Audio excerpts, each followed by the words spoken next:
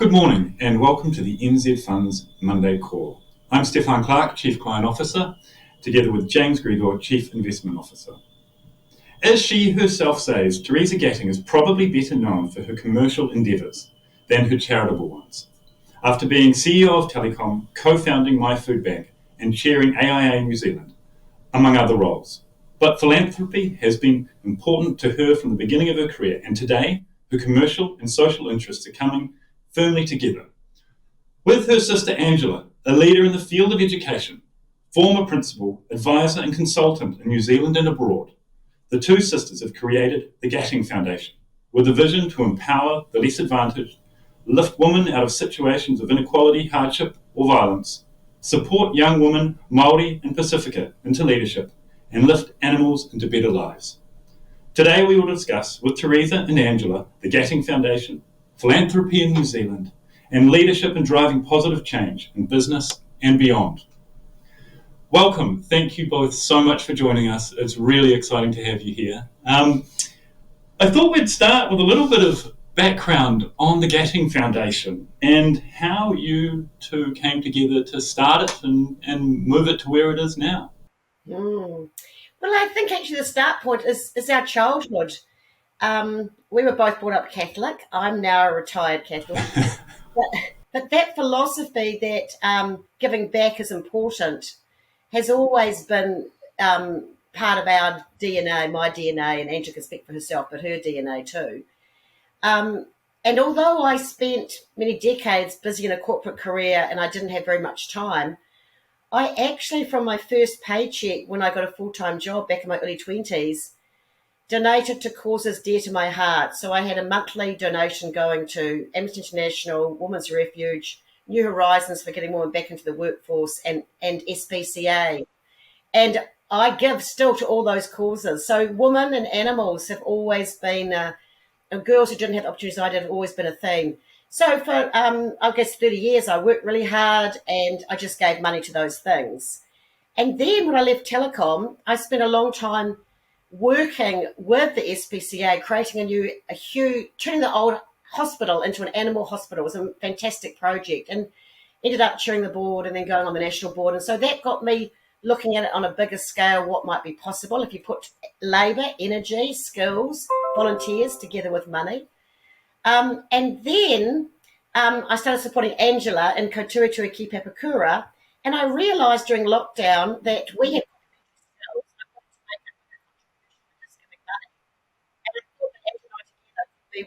you know, 1 + 1 = 5, and indeed that is how it's turning out. So that's my story, and Angela, over to you. Oh, kia ora. Thank you for inviting us on the show this morning. Yes, I think my whole life has been in the social and, the giving sector, in terms that I didn't go the business route. I wanted to, actually, it was my family that said you'd make a good teacher when I was a teenager, and I said, oh no, I can't do what my mum thinks I would be good at. But anyway, yes, I did. Mothers are always right in the end. Yeah, that's right. Parents know you very well, but you don't want to think that they know you that well. And so I've worked, in the public education system in New Zealand, in a number of schools, and that was really rewarding. Of course, then I became a school leader and eventually went overseas and helped in other systems. And I came back to a different New Zealand, but one that was still showing huge inequities in places in New Zealand. And I had purchased a house in Auckland while I was away. So when I came back to New Zealand, I lived in Auckland for the first time in my life, and I could see the disparity. Theresa and I had been raised in sort of small cities. We were raised in Rotorua. It was probably about a 30 to 40% Māori population. So when I came to Auckland and I found that there were some pockets of, real poverty, and especially South Auckland where I lived, I thought I'd really like to work in this area and use my skills and my knowledge and experience in education. And I was in the right place at the right time to be employed as first of all, the education program leader at Kotuitui Ki Papakura, but the first employee, and then build the charity for the trust board that had been established. And that was a really cool experience, and one that I enjoyed immensely. Theresa came knocking on the door. What about the Gattung Foundation? And I said, go away. I'm busy and I'm happy and I'm making a difference, and I'm building a charitable organisation. And then along came COVID, and after a couple of years, I was so exhausted and I was ready for a new start. So that's when we decided to join together and begin towards the end of 2021. I'm sure she can be very persuasive. Yes, but I'm a sister. I can say go away. Like I know that she'll still love me even if I say no. Very good. And so you came together and have been working on, I guess, 5 areas, focus areas. So I'll just rattle them off, but I'd love you to talk us through them and how you landed on them and what they mean to you. So we've got At the Table, which is reducing inequality by lifting women, Māori and Pacifica voices. Here Together, giving stronger families or growing stronger families with supportive communities. Cycle Breakers, relieving and reversing poverty cycles through grassroots support. Forging Futures, which focuses on education and learning opportunities. And Furry Friends, which comes back to that animal welfare piece. How did you shape those 5 focus areas? And then how do you use the platform you've got to advance them? Yeah. So I'll get Andrew to speak to some of the programs we're running in each of the areas. But first of all, dialogue. It had to work for both of us. And I think it's important to understand that the Gattung Foundation, our logo says the heart effect. We actually do have these strands, but it's not to say that everything that comes forward in those strands we're going to do, and it's not to say that we want to occasionally do things that don't comfortably fit in the strand. It's like it's got to touch us at a heart level. It's something that we think we can make a difference to and that we care about. The other thing that I believe is important is I used to think only big things matter. But actually, in my last sort of decade, 15 years, I've come to understand that sometimes small things can really make a difference too. What I mean like that, like my first charitable thing that I worked on was bringing together the 37 SPCAs into one national organisation. It was a 3-year project. It was a big thing. It had consultants. It was huge, and it was successful. If that hadn't happened prior to COVID, a lot of animals in New Zealand, those smaller shelters were already losing money. It would have been a disaster. So it was a good project and it worked. But small things can make a difference too. And I really admire, she was Mackenzie Besos, now Mackenzie Scott, her approach, because what I had observed a little bit in New Zealand with some of the bigger foundations and a lot in the US, because I also support charitable works globally. I'm on the International Board of World Pulse, and I give money to international charities as well. And what I had observed, particularly in the US, is that there's now a caution around giving in institutions. And you can take 11 meetings with an organisation before they'll give you a grant. And it's all very risk averse. It's all very corporate. And even in New Zealand, some of the original families that set up foundations have turned it over to professional managers. It's not a heart. It might be a heart thing for them, but it's also a job. And you can get knocked out before you even, get to talk to the principal. So Andrew and I deliberately wanted something that was very immediate, that Andrew would do the due diligence. We would assess, make decisions quickly. We'd make it easy for people for us to be accessible. We'd make it really easy. So there's a little bit about the how that is different from us, for us. We wanted to keep, sometimes $2,000 can make a huge difference to something. Sometimes you need to spend 20 for it to, be meaningful. And so we really, our projects have been between $2,000 and $250,000. It depends what it is. And sometimes things build, but we're always open to ideas that come along that touch our heart and we go, we just can't not do this. So now I'll get Angela to talk to some of the programs in each of the strands. Oh, thank you. Just to go back a little bit, how did we land on those 5 was your question. And it was about workshops with the 3 trustees and the company that helped us form our brand. And it was really clear that that Theresa has had a feminist sort of history. a history of supporting women in entrepreneurial pursuits, the Auckland University entrepreneurship program for women, and CEO, which is now Coralist. So it was really clear that we were going to have a female focus. We come from a family of 4 girls. We were raised in the time. The slogan was "Girls can do everything." Somehow that's got lost, and for particular, sections of the female society in New Zealand, the Māori woman and the Pacifica woman, that we wanted to help them find their feet and get them around the table. And the actual phrases were they just were created through discussion and talking, and what do we like, what do we not like, how does it express the flavour that we're trying to share about, where we want to work and how we want to work with organisations. So that's where they came from. Furry Friends has actually become Furry and Feathered Friends, because there are some bird organisations, and we never thought about that. And this morning my husband said to me, "What about fish? Are you a furry?" Next will be insects. Yeah, not sure, because so we're open to, as Theresa said, what it is that touches us, and we are supporting different types of organisations in each of those strands. Would you like me to carry on now to explain a couple of them? Yeah, that would be great. Yes, very much so. Okay.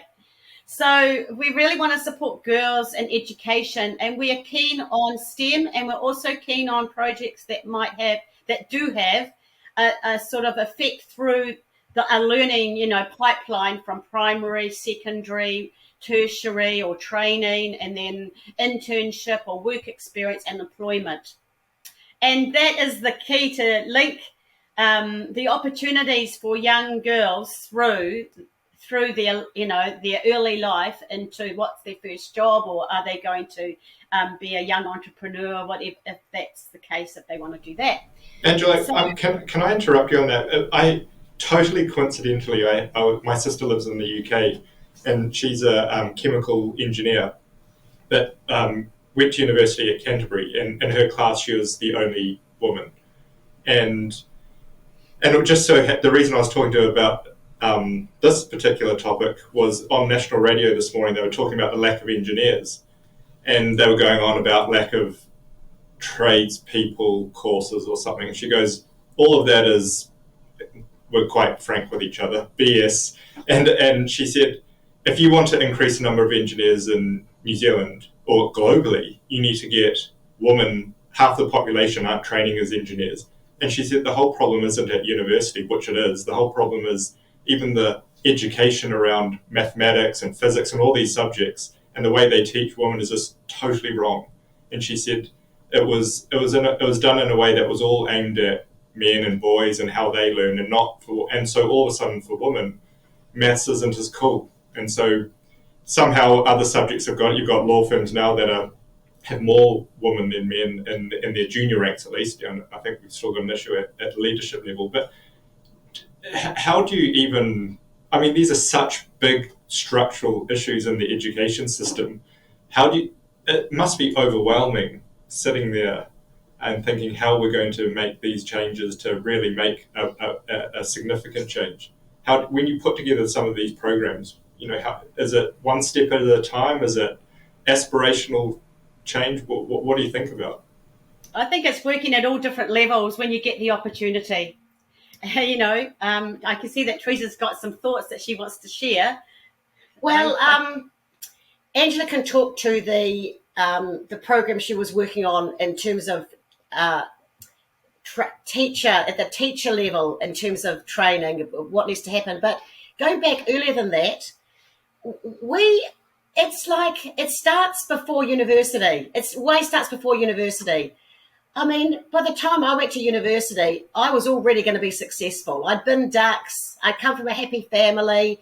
Book learning was important. I read a book a week, etc. Starts before that. So we're like 2 of the programs we've got at the moment. One of them is working in South Auckland, and it's like a recovery program. It's taking some of the girls who got lost in COVID. They didn't go on to education, and they left school, and they lost 2 years of schooling. It's like trying to recover them with mentors and get them going again. It's like we've got to use our human capital. Now, on the other side, there are plenty of girls who are bright enough, but they've got to be channeled. And so the Gattung Foundation have been supporting girls' robotics, the Kura on the East Coast to do robotics. It's all STEM, and come to Auckland and compete.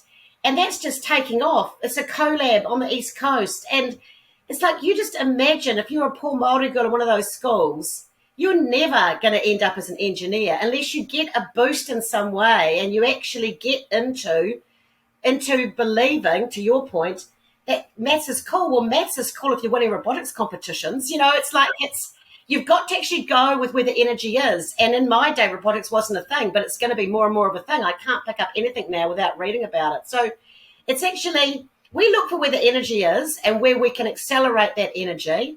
And as Angela said, we work at all different levels. And then other people apply their intelligence. Last year, we ran several programs with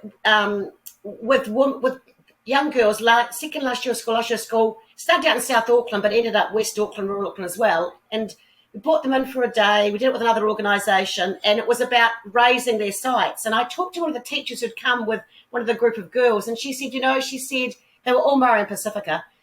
And she said, we didn't bring the ones that would have made it anyway. We didn't bring the ones who are going to be ducks, head girl, etc. We brought the next group who've got potential, but their family situation is a bit difficult or they lack confidence, and they would find these days life-changing. But the ones who are going to make it, were going to make it anyway. And so it's always we apply our best efforts with the organisations we work with, and then try and create change at the individual level, because that is where it starts. But over time, this will turn into bigger and bigger waves. And we've only been going, Angela said, we actually got the trust set up late last year, but we've only been really going a year. And so we're learning a lot as we go. So before I hand over to Angela, I just want to say the trust is tax deductible. So we've set it up in such a way that other people can donate as well, tax effectively. And we are very much wanting to work with other foundations. We already work with lots of partner organisations and delivering programs and creating programs. Angela spends a lot of her mahi doing that. But we don't want to just be, she spent a lot of time networking. We don't want to just do it the way we see it. The only thing is that we do tend to support women and girls. And I was challenged on that. I've been challenged on that quite a bit. And someone said, well, what about the boys? And I said, well, look, find a male philanthropist. My heart is in supporting women and girls. Well, I mean, if there's room for everybody to get in and help. And it just sounds, to summarize that, and people use this word, or it's a bit of a throwaway word, but it is truly grassroots. You really do have to start at the individual to properly make a difference. And that's why these things are such monumental change that is needed to really make improvements in lots of people's lives. So we tend to have a sort of a relational community approach. So we don't go to an organisation expecting to know what the answers are for them. I know that, and I've worked in communities where they actually have the answers. They just don't have the connections, the resources, the knowledge of the how. So I tend to like to support partners that I work with. It's not just, sending a donation across. So there's a real relationship. There's a real sort of exchange of ideas and assistance in terms of my time and my expertise. And I work very comfortably in the education space. And yes, it does start at primary level. So in our last year, I reached out to an organisation and I said that I'd like to support we'd like to support an isolated school with girls who would like to learn robotics. And we were connected with this kura on the East Coast, as Theresa mentioned, and they were equipped with the equipment from our donation, and then they went to Lower Hutt for the national championships, and they won the Judges Award. But the cool thing is that these girls are taught in te reo Māori in their kura, and they were able to compete in Te Reo Māori. And so then my thinking with the school was, this is all really good, but what support do you have in your region? So you have to travel a long distance to learn and to they do scrimmages, is what it's called, the regional competitions.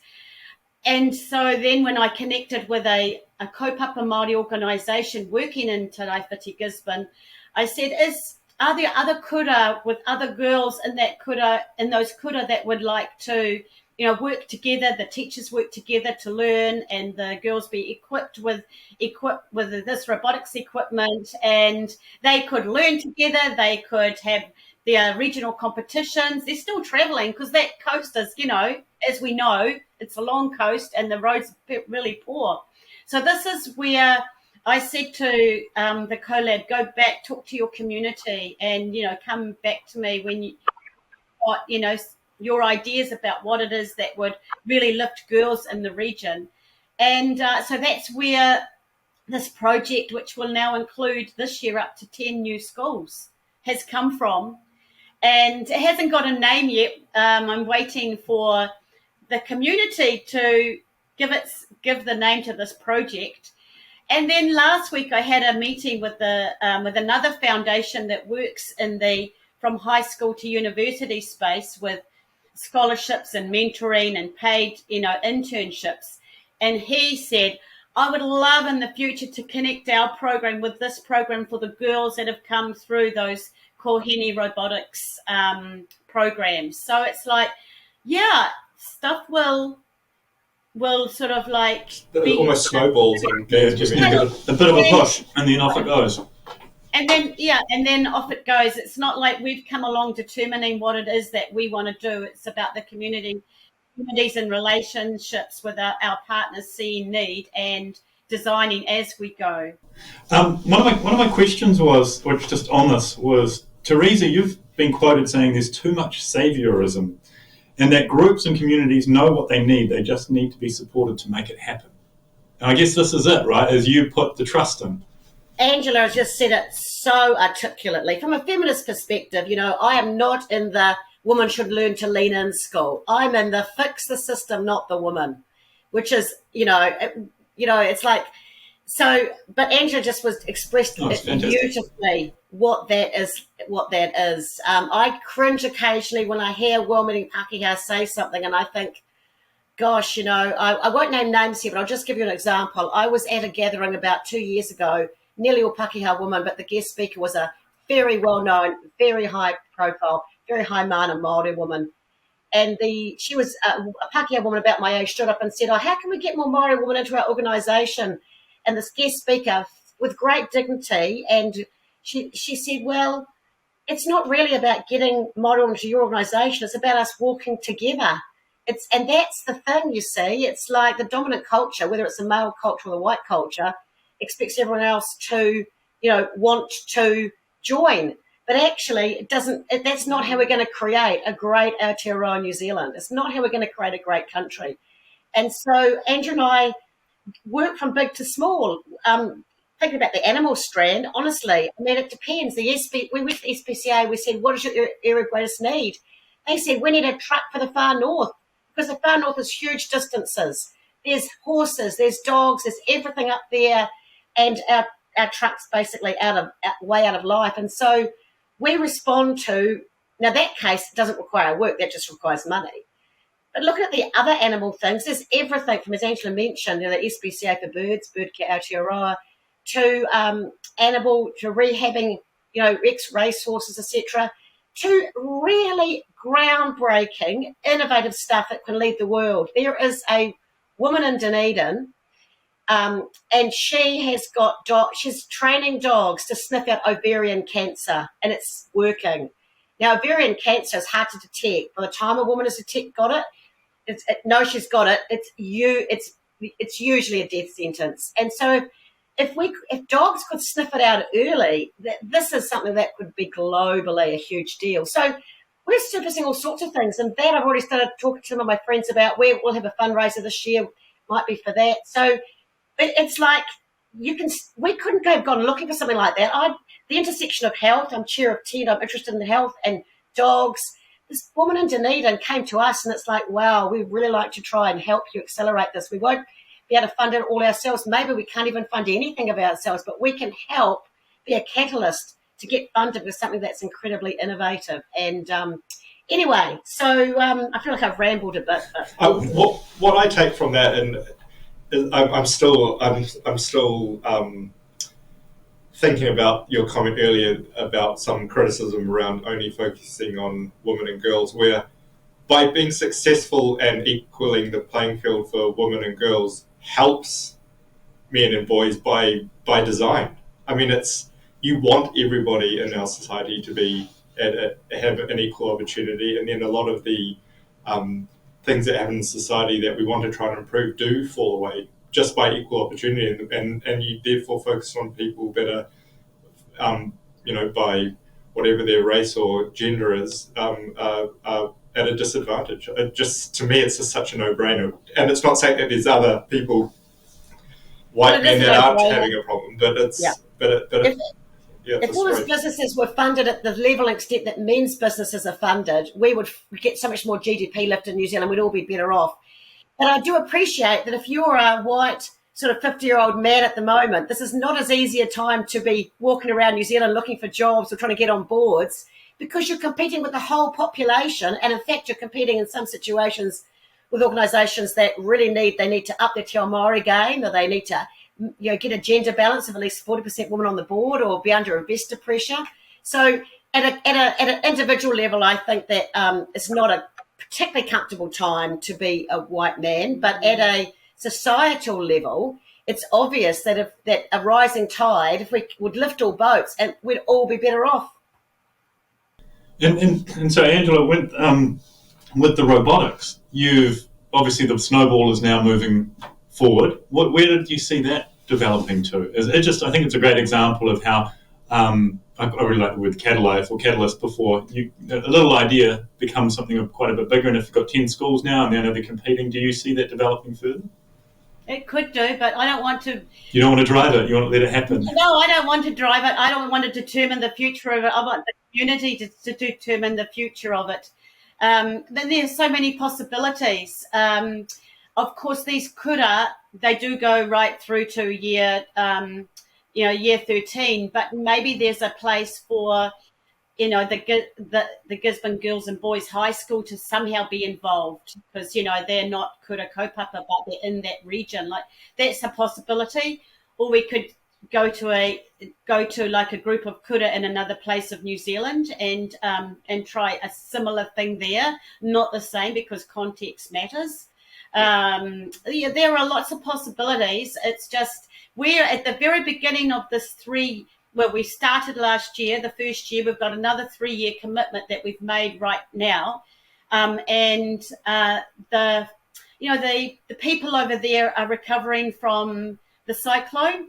So the timelines, even in this first 6 months, are going to be relaxed a little to let the recovery happen, because they can't even travel like in their region at the moment. So one step at a time, and I've learned to be comfortable with that, learned to be comfortable with letting time do its thing, not try and push something and rush something, but see how it develops, and lend the expertise through the process, not have these preconceived ideas of the ideal future, because the people in the community need to create that.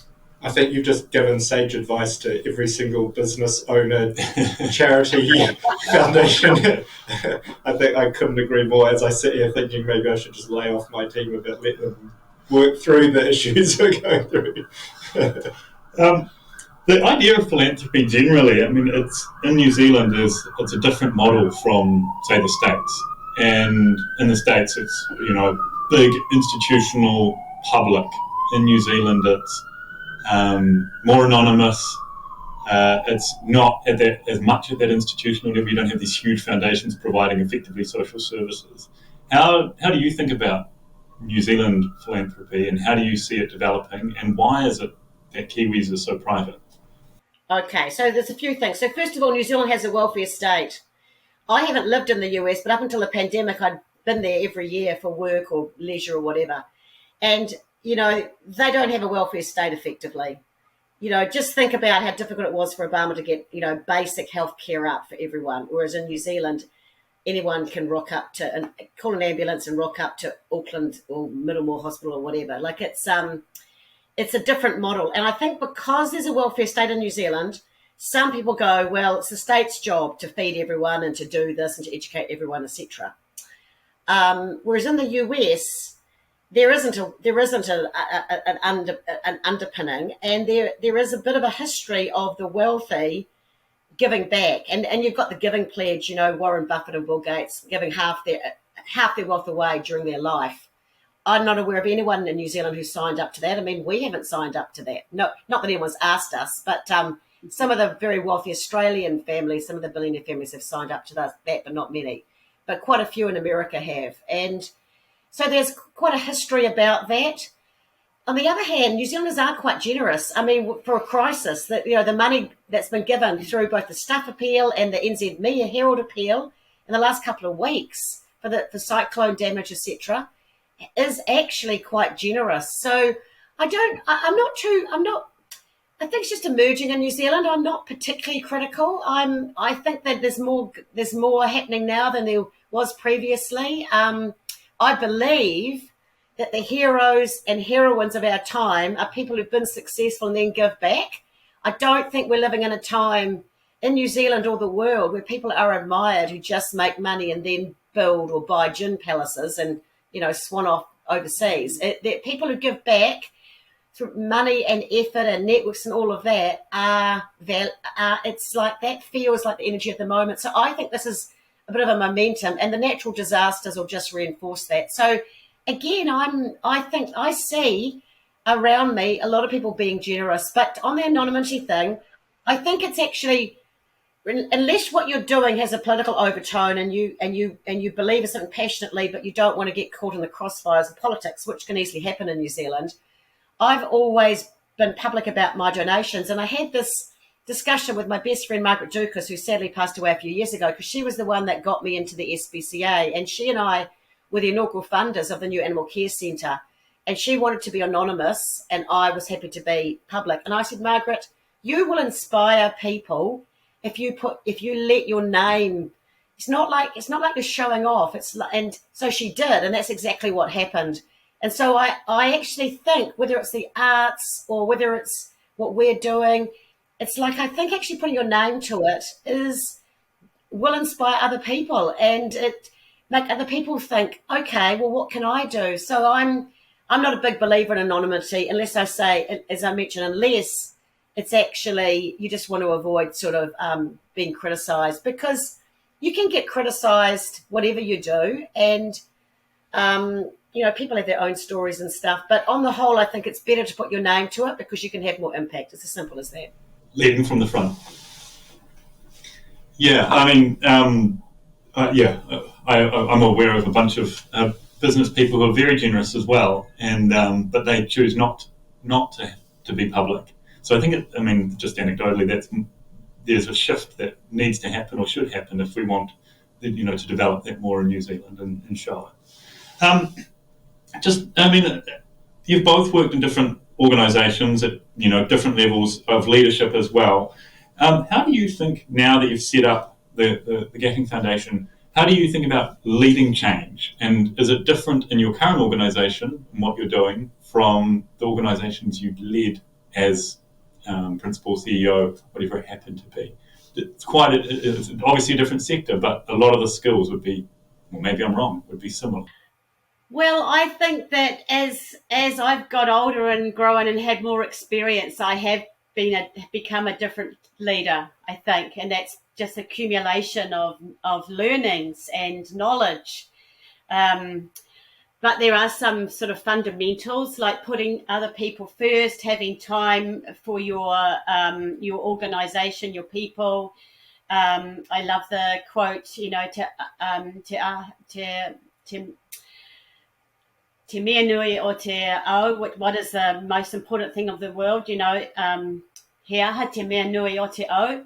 he tangata, te he tangata. And I've always tried to be approachable as the leader. My open door actually caused a lot of problems for me as a principal, but I tried to keep the door open. So I think that that's something that I've always tried to be, not sort of closeted away as the boss somewhere and you have to make an appointment to see me. I think that's really important. To be working in the organisation. So as a principal, I was always a teacher. I had a class.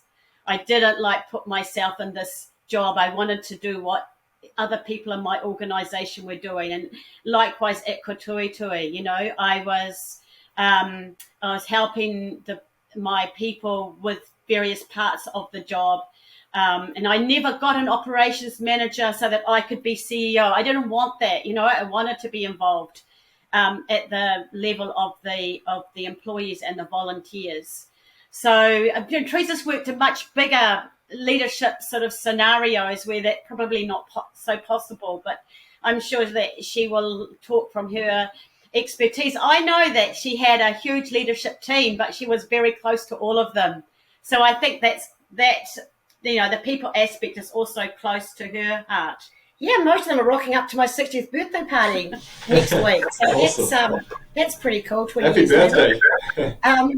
So I think that the most important thing about leadership is to understand that people are way more impacted by what you do than what you say. And that doesn't matter whether it's a charity, your own business, a corporate. It just doesn't matter whether you're the chair, the CEO, but particularly if you're the CEO. And I remember my head of HR joining me a couple of years into my time at Telecom. And she said she spent the first 6 months working with me, looking behind my back to see if what I said to her was different from what I said to other people, what I said. And she said it took her a while, but she concluded that there was no difference between what I said I would do and what I did do. And that's the thing, you see. You have to actually do it's doing it. It's not talking about it. And so I believe that we are doing something that will have much bigger impact. It's like bringing Chio to New Zealand and all the things that have evolved for that for women in business. It's like you just take the first step and the next one presents itself, etc. Now, the prior question you asked, I didn't answer. I was mulling on that. And I think that we set this up believing that we might well do advocacy. To date, we haven't done advocacy. But I think Angela, we live across the road from the supermarket, and we're watching charities bring their trucks in, take away food waste to feed, some of Auckland. So there are some obvious areas where it's not working. Charities are raising money, donations to feed people. I mean, that's just not the New Zealand we want. So that'll be a big conversation for us, as to how much we decide to go into that advocacy space. But you've got to start by understanding, you've got to start by learning, you've got to start by knowing. And so that's, I guess, a servant model role of leadership, rather than assuming we know everything to start with. But Angela spent time working in some of those food recovery places in Auckland, and a lot of those were funded through COVID, and the funding stopped, but the need has not stopped. So there are some really big issues that I think that we will end up servicing. Domestic violence, I've always supported domestic violence charities, and we support Pet Refuge. That I like things that are an intersection of what's important to us. So Pet Refuge is, if a lot of women, there's a demonstrated link between pet violence and domestic intimate partner violence. And Judy Chapman set up Pet Refuge to take dogs and cats so that women could leave violent situations who were trapped there because they were worried about their animals. And so, we quite like things that are intersectional that way, that we can support two of our strands together. And there's a few of those things. Working with horses, with damaged women, that's that whole horse whispering thing is real and can be very effective for people who can't easily be reached in a linear talking head psychologist way.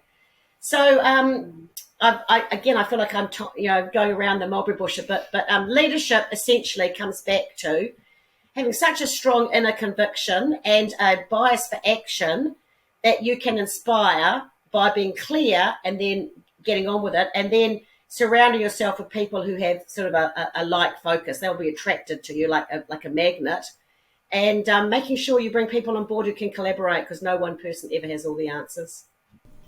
Absolutely. And I mean, obviously you took the role, you mentioned telecom at, what was it, 37, is that right? Yeah. And I got asked, same age as Jacinda, I got asked if I was going to have kids too. I didn't intend to have kids, but, Bill English was the same age became treasurer at the same age that I became CEO of Telecom. And he had many kids at that time, many kids, 6 kids. No one said, oh, you've got 6 kids. Do you think you can be a treasurer? Yeah. How do you'll have immense number of learnings, but how do you sort of think about that time then and then how it's different now? And obviously you're still involved in a number of business activities now. Yeah. I'm chair of Global Women, and honestly, the passion and energy behind gender equality and leadership in New Zealand and embracing Te Ao Māori appropriately and building inclusive cultures that are about belonging, not just, representation, is palpable. It's changed out of sight. It's really accelerated in the last 5 years. I see Antonio Watson, CEO of ANZ, talking publicly about menopause. I went through menopause at Telecom quite early. I never would have mentioned it. The board and my team and the media would have been like, what? It's like, so in terms of bringing your real self and making it easier to live a complete life doing those sort of roles, it's got easier. Society has relaxed a bit about, there's so many men now taking paternity leave, parental leave, taking parental leave. There's just a bit more, and the pandemic's helped this probably, a bit more feeling that your job isn't everything. So I was stiffer in those days. I was more defended. There was personal subjects were completely off limits, and it's still harder to be a woman. There's still the penalties for failure are still higher, and it's still demonstrably harder to get your business funded if you're an all-woman team compared to a all-male team. That is indisputable. Other than that last comment, which what I'm about to say doesn't relate to it, but the other things you said that have got more relaxed, perhaps, does that make you optimistic about the changes and what therefore society can go through, or is it still, or is it, hang on, it's been 20 years and it's still bloody hard, and we need to make better progress faster? And we're coming off such a low base is another. The Global Women Hui, which is up in Te Tokoro, the treaty grounds, in May, is a group of Pakeha women and Wahine Māori coming together to co-create, invent Aotearoa New Zealand 2040, which is 200 years since the treaty was signed and 150 years since women won the right to vote. And remember that the right to vote was given, legislated for Māori women and Pakeha women on the same day. All around the world, Indigenous women didn't get the right to vote when wealthy white women got the right to vote. There's something about New Zealand that's inherently about give everyone a fair go. We're all in this together. We're small enough and we're big enough.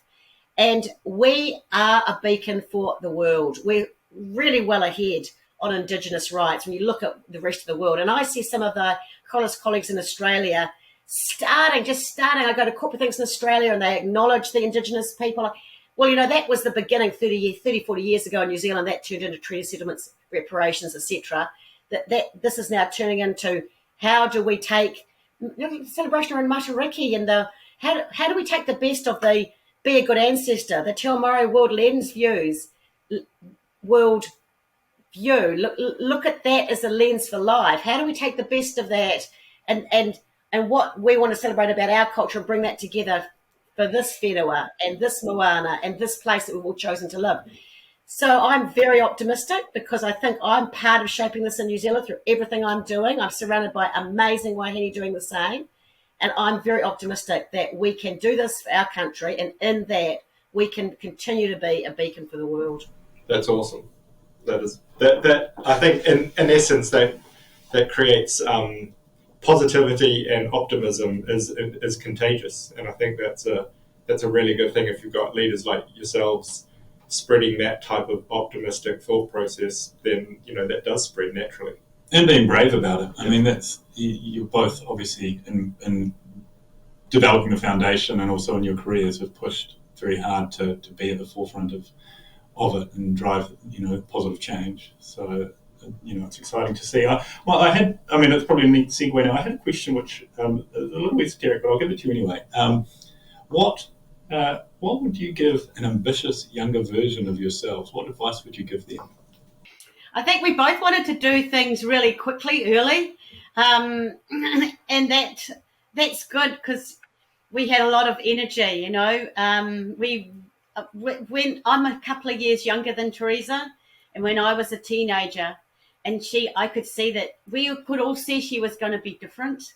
Like, oh my goodness, she was a trailblazer. But you know, it's like I sort of adored her, and I watched it, but I didn't choose it for myself. And I became a teacher, and my other sister was a social worker, and our third sister was an office administrator. We all took traditional paths, and Theresa like forged ahead and did something different. And wow, she's gone to live in Wellington. You know, it's like a big city, and so I think that it's okay what decisions you make. So it's fine, because if you're lucky enough to live a life, you know, a longish life, and you know, Theresa's just 60 and I'm in my late 50s. There's lots of opportunities to do things, and you can take those opportunities and you can envisage or aspire to what you want to do. And you've got a long path. So I would say to my younger self, it's okay. You don't have to go that way. You can go any way you choose, but keep looking for the paths of your choice. Like, be resilient, take a longer term view. Like, I rushed to be a school principal. I was 37 too, you know, of a co-ed school, secondary school. And it's like, I was 45 and I was thinking, what am I going to do next? Shall I just do this job for another 20 years? No, let's not do that. Let's, you know, like, where shall I go next? So in a way, it's okay to take your time. I'm bringing this time thing back now. It's okay to take your time. If you want to rush, that's okay too. And just look after yourself in the process, because I think that my life hasn't been in the media spotlight like Theresa's. You know, I raised 3 children, and I had moved around a bit between jobs, and each time I had to sort of redefine what it was that I wanted to do and where I was going. And being in awe of my sister, you know, often I would be introduced as Angela Gattung, but then the person would say, "Now, Theresa, what do you think about this?" And then, you know, we have a sister in Hamilton who was very heavily involved in herbal medicine. And a couple of times when I was actually introduced as Yvonne Gattung, I got a shock that it wasn't Theresa. I was like, yeah. And actually accepting that I'm part of this family, that's actually, we are a bit different. And why are we a bit different? And that's okay, because at the beginning, when I was a young adult, I didn't like to be associated with my sisters. But then as I got older, I actually liked it more. And now I really like it. So do change. And you do sort of see your life sort of like opening up rather than just on one track. But yeah, there are many ways you can go. So that would sort of be my advice to my younger self.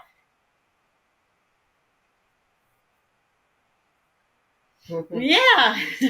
So the first thing is I want to acknowledge our wonderful father who died during lockdown. We were with him at the time. He had been with him all that period. He got one thing so stunningly right.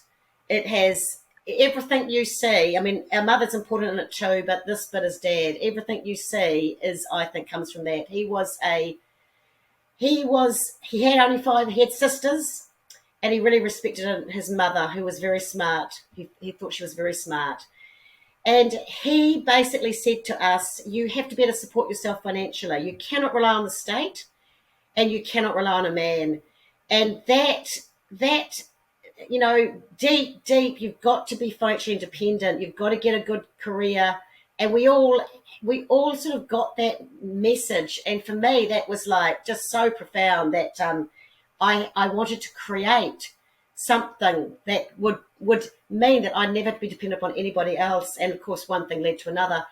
So, and then you have to be successful, but you have to love and help other people. So my father was never just about financial security. It was always about loving and helping other people. And he was himself a very loving person. So that combination of being growing up with parents who really wanted us, would have had more kids if they could have done. But I think that's good. They stopped at 4 because there was only just enough resources for 4. On the other hand, they were both they were immigrants, and immigrants go, we've got to get on with it. And my advice to my younger self would be, you were right to be focused on a career and building financial security for you and your family. But actually, life's a very long time. It's a marathon, not a sprint. And I approach life as a sprint. I've burnt out twice, once in my mid-20s and once in my mid-50s. And so my advice to my younger self would be a bit like Angela's advice, which is, it's great that you can be so focused and so determined, but life is bread and roses, and you need to make sure that you look after your physical body and you look after you have enough joy in other parts of your life, because sometimes things are out of your control and just get, things, you can just get knocked off your axis. I mean, my new house at the beach, I hadn't even moved into, but I've had a house there for 30 years. This is my new house, was the epicenter of the tornado 2 weeks ago. It's had the louvers blown off, the cedar damaged, hadn't even moved in. It was perfect. Literally on Friday, Neve, my wonderful guy who cleans the windows, left it looking perfect, and at 7:45 on Saturday, it got covered in shit, bark everywhere, salt on the windows, cedar at the front and back damaged, some of the roof blown off. It's like, what the hell? It's like, and you think you can control life. This was a tornado in Dillon Street, Waihi Beach. I was going to say, of all the storms, a tornado. Resilience, as Angela said, and just accepting that you can't control life, you can't control other people, you can't control events. And then the two things would be, in life, we get to play every part in the play. We end up playing every part in the play. There's enough time, and we usually end up playing every part in the play at some point, the hero and the villain. And there's always time to choose a new path, to get going again. And I think in everyone's life, two things will happen. They will at some stage be treated really unfairly. They'll be blamed for something personal publicly that they either didn't do, or it wasn't like that, or it just come out in a way that isn't fair. And actually how you deal with that and who stands by in that time is really important. And also they will be given opportunities and walk through a portal, walk through a door and go, how the hell did this happen? Either I've met the love of my life and we're getting married, or my business has gone from, it's gone from small to large in 3 years, and it's whatever. It's like, so it's embrace that, run with that. But in the words of the great Catholic saint that I was named after, Theresa of Avila, and my company's Avila Holdings, I actually have Catholic DNA, even though I don't do Catholic practices anymore, because the church is the biggest misogynistic thing you could imagine. This too will pass. So really enjoy the good times, because you don't know how long you've got them for, and don't get so daunted by the bad times that you can't say, well, tomorrow could be better, because some tomorrow will be better. So that's it really. Life's a marathon, not a sprint, and we get to play every part in the play.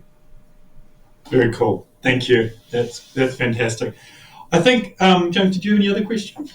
I've got about 1,000 questions. I'm just trying to think of words to sort of sum up some of the things I've learned on our call, and I think it feels like in for both of you, the places where you've perhaps learned the most about yourselves and your experiences were in the tough times. When you said, Theresa, for example, when someone will say something bad about you, I remember it vividly on some of the blame. You were blamed for telecom re-regulation. I mean, I don't know what you had to do with that, but apparently, and it was... It's an achievement. It was your fault. Yeah, it was. Yeah, blooming good achievement if you managed to cause that, considering you're not the government. But I mean, man, those sorts of events must be awful at the time. They are. We all go through a different type of that event, no matter what we're doing. But the coming through that, like you said, and this too shall pass. Look what you're doing now. I mean, you're an inspiration to everybody, and I think that's an amazing achievement. And then when I think about my kids who have just embarked on their journey at school, they've just started school, and I think if my kids got to be in the vicinity of someone like you, Angela, teaching them then we're in a pretty good position in New Zealand to have people like yourself teaching our children. So, well, this has been a pretty awesome hour learning about some of the leaders of our country. So thank you. Thank you. If there's anyone out there, just go to our website and then you'll get Angela. And because we're happy to look at programs, co-create, take donations, take ideas, whatever. Fantastic. Thank you so much for your time. Hopefully you'll hear from our audience. Thanks so much. Thank you, Jane. Thank you, Dave.